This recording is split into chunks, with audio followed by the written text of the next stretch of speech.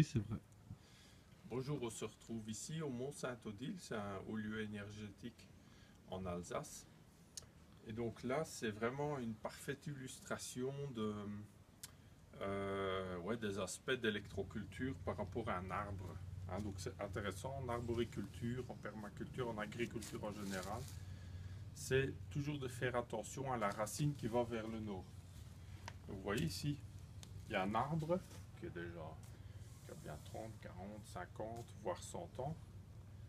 Et vous voyez qu'il pousse vraiment sur la roche. Donc vous voyez, ça c'est de la roche. Il a vraiment germé sur la roche. Il a fait ses racines. Et il a poussé, poussé. Et là, vous voyez qu'il y a une grosse racine qui va parfaitement vers le nord. Donc vous voyez avec la boussole, donc ça c'est nord-sud. Donc comme ça, la racine a choisi d'aller vraiment parfaitement vers le nord. Elle aurait pu dire, voilà, je bifurque, je vais aux endroits. Non, elle a choisi d'aller par cet endroit-là.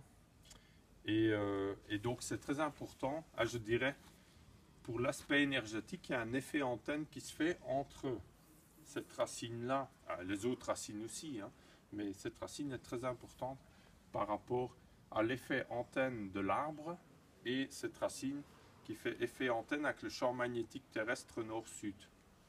Et donc ça fait une sorte de respiration d'énergie entre l'arbre et cette racine. Et vous verrez, si vous faites attention, quand vous transplantez un arbre, vous verrez que souvent il y a une racine qui va beaucoup plus droite ou qui est plus développée, qui va droit vers le nord de la Terre, dans le langage courant. Et c'est important, moi je dirais, si vous pouvez, c'est de garder cette racine la plus longue possible quand vous transplantez et de la replanter dans la même direction. Et vous verrez que souvent les arbres, ils reprennent beaucoup mieux. Donc ça c'est vraiment une parfaite illustration qu'on voit là. Voilà. Merci à vous et j'espère que ça vous aura éclairé un peu.